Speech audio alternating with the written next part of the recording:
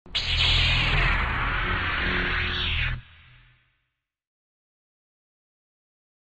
guys! Welcome sa aking channel. For today's video, i-unbox ko itong bagong drone. Ito ay collaboration with Potensic. Kaya samahan nyo ako. Panoorin nyo to. Okay guys, very excited na akong buksan tong package na to. Alam nyo kung bakit? Ito ay galing kay Potensic. Okay, let's unbox this.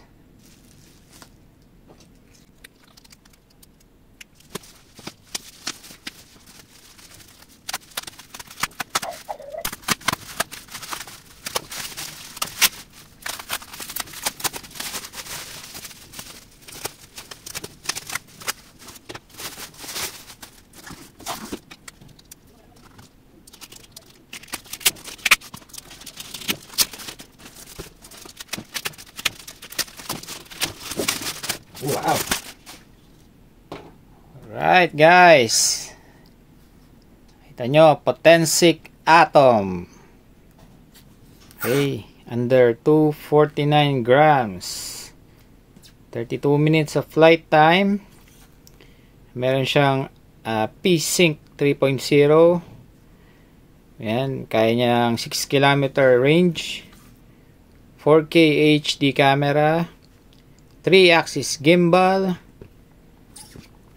Then meron siyang optical flow and surge fly.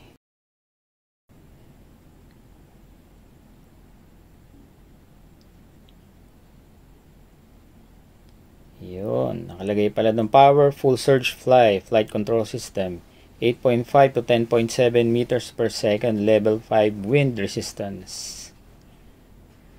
Quick shots and visual tracking. Wow.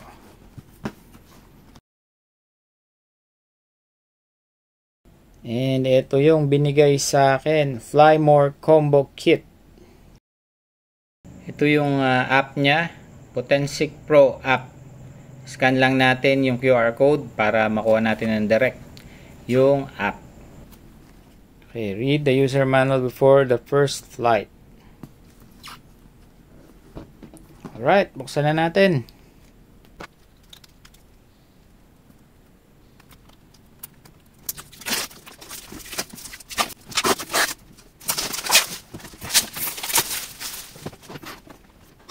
Ay, meron pala dito. Alright, let's see what's in the box.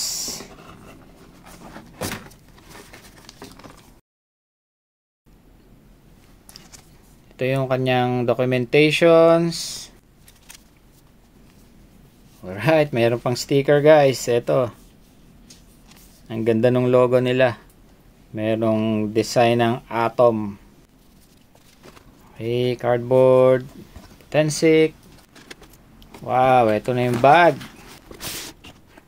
Okay, wala na yung ibang laman. Set aside muna natin yung box.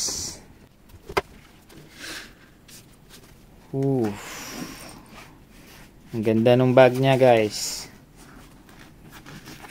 Okay, carrying bag. Okay, hand carry siya. And meron din siyang ayan, kabitan ng strap para pwede mo siyang i-shoulder bag. Alright.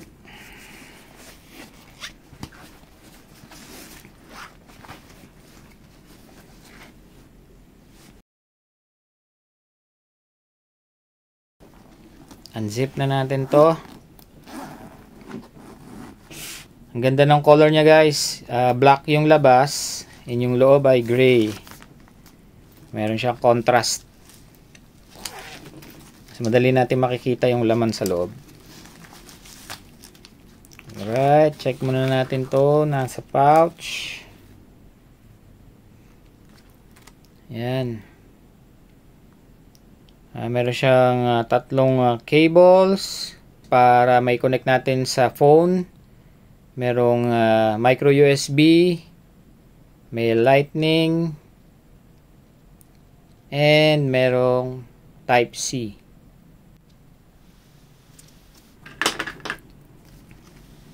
Next, okay, charging cable to para sa controller. Okay, meron tayong extra propellers.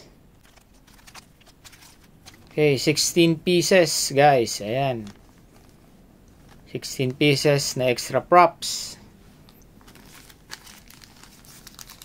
silica gel. Okay, ang screwdriver, hindi yan mawawala. Then, meron mga extra screws. Potensic Atom Series. Disclaimer and safety instructions. Next. Ayun, ito yung strap. Ito yung strap guys. Ayan. Para pwede natin siyang gawing shoulder bag.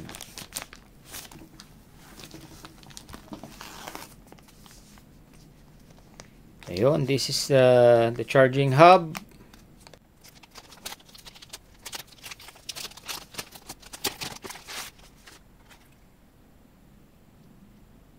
Yan, Potensic Atom Parallel Charging Hub. Sabi ni Potensic, itong charging hub ay kayang mag-charge itong 3 batteries plus controller ng sabay-sabay.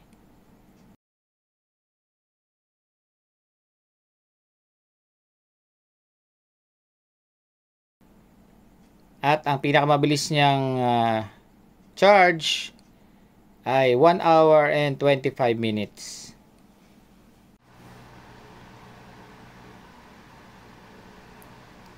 Ito yung smart battery. Ang voltage niya is 7.7 volts, 2230 mAh. Itong smart battery ay kaya niyang i-calculate yung layo niya from controller at yung drone. Kaya kapag malolobat na siya and yung distance niya ay masyadong malayo na, magre-return to home na siya automatically. Magtitira siya ng power para makabalik pa siya sa home point or take off point. Ganun siya ka smart. Okay, meron siyang power brick para sa charger or para dito sa charging hub. Yan. In and out.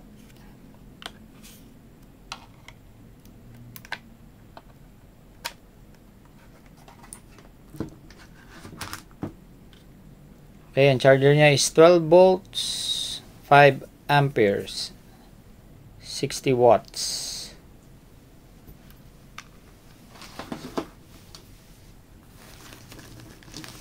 Next, sa controller tayo. Oh, slick. Buksan natin.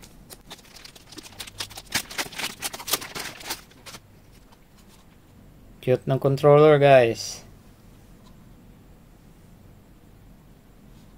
Okay, check naman natin tong remote. Alright, ayan, merong Potensic branding.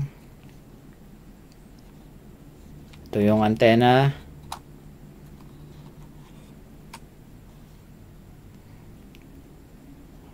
Okay, yan. Sa antenna makita natin na may wire. Ayan, kabilaan meron siyang wires. So, malakas itong antenna nito. Okay. Andito yung power button. And then, meron ditong mga ilaw. Okay, sa kabila.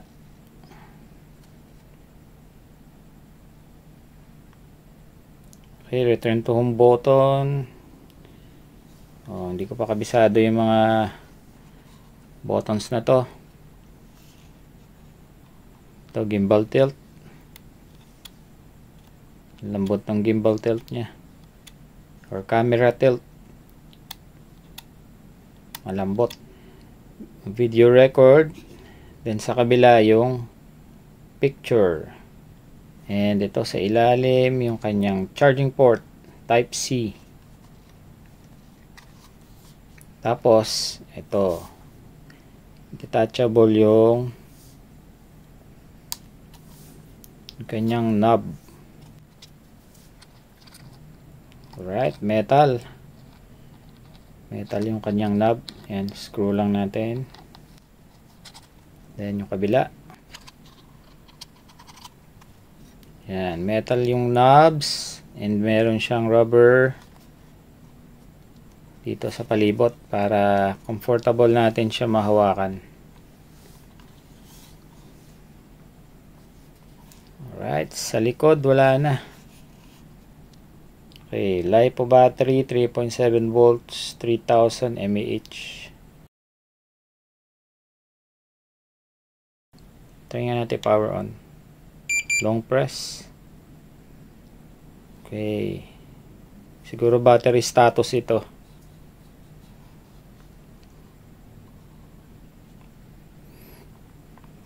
Ayan yung phone holder. Ayan dito. Siguradong kakasya dito yung most phones. Kahit malaki pa yan.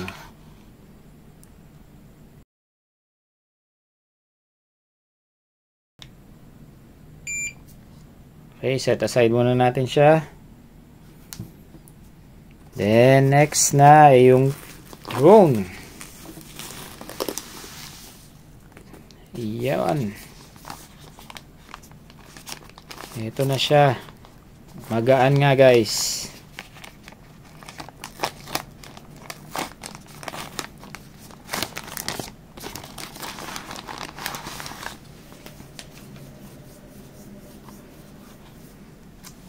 Wow, legit Potensic Atom.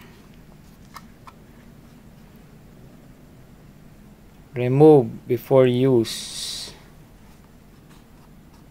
Okay, medyo detach yung gimbal cover. Meron na rin siyang propeller strap kasama. Ito yung third battery guys, narito nakakabit siya.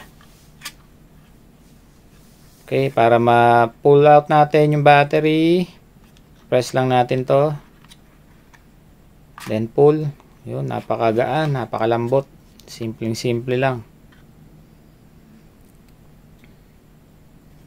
And napansin ko, yung kanyang SD card slot ay meron ng kasamang SD card.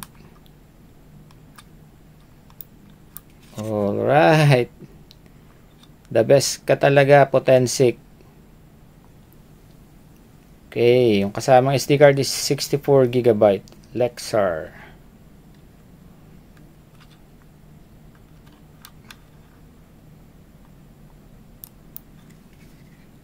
Alright, hindi ko alam kung kasama talaga yun sa package niya na Flymore combo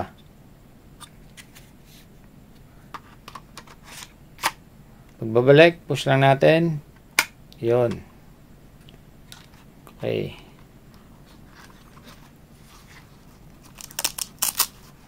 Ayan. Ayan. Tanggalin natin yung wrap.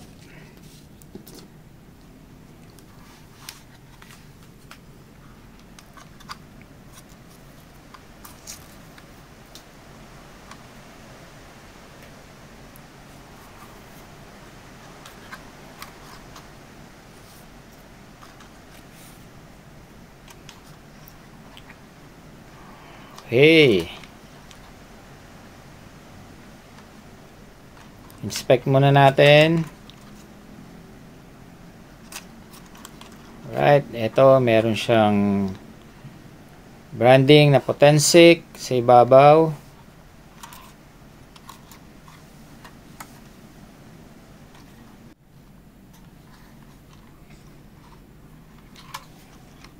Alright, yung yung brushless motors niya.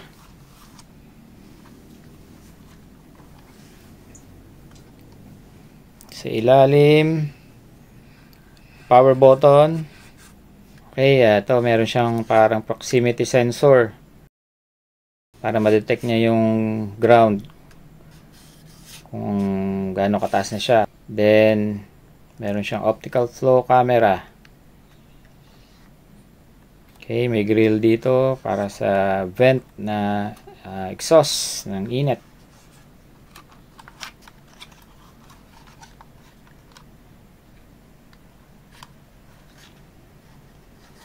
Okay, siguro ilaw to.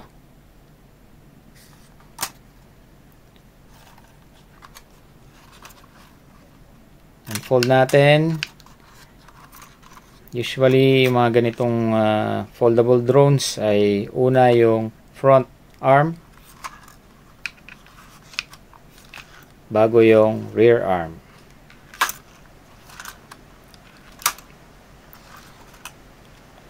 Alright, may mga vents sa gilid.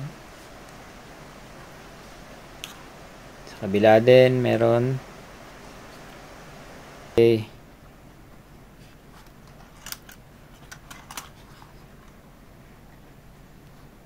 Yun, namigit ko kanina. Ito, ilaw, then SD card slot. Then yung harap niya. Yan, para siyang Cyclops. Okay, yung texture niya guys ay medyo parang magaspang. Yan, hindi siya glossy. Parang matte. Okay, yung arms niya, ito, merong design.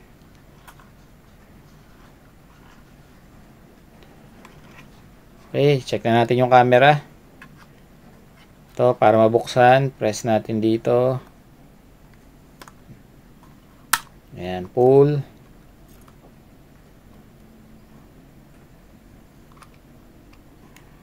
Okay. Gimbal cover. Right, remove before use. Ayan, ito yung mga protector ng gimbal. Ayan, itong rubber. Ayan.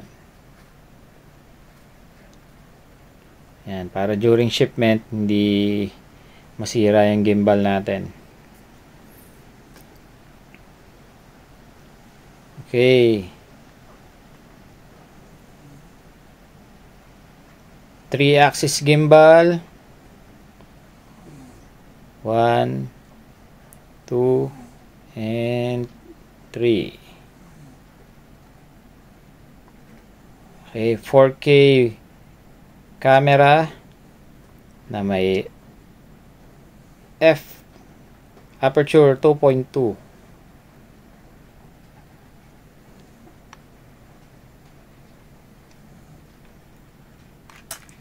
Right, try natin power on.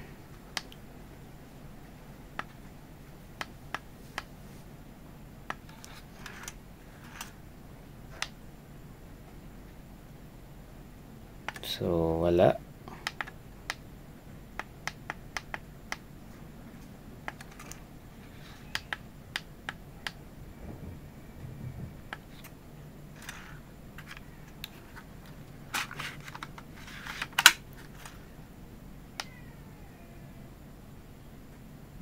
So wala yatang charge yung battery.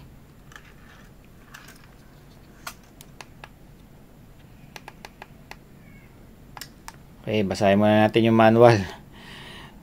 Hindi ko kabisado pa ito.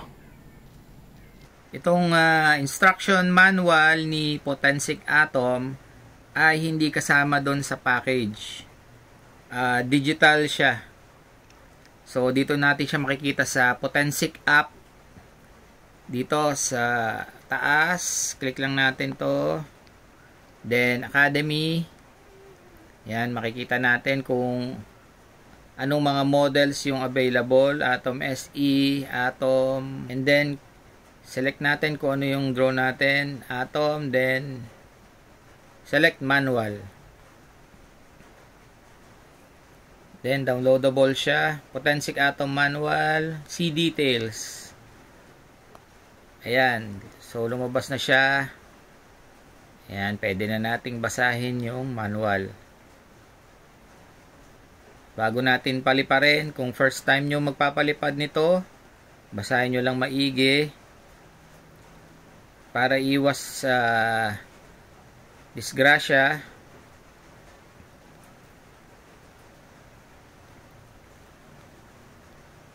Okay, yan, madami yan. So, basahin natin yan lahat maigi before flying this drone. Timbangin naman natin yung drone kasama na yung battery. 240 grams. So, hindi siya lumampas ng 250. Kaya hindi na to kailangan i-register dito sa atin at sa ibang countries.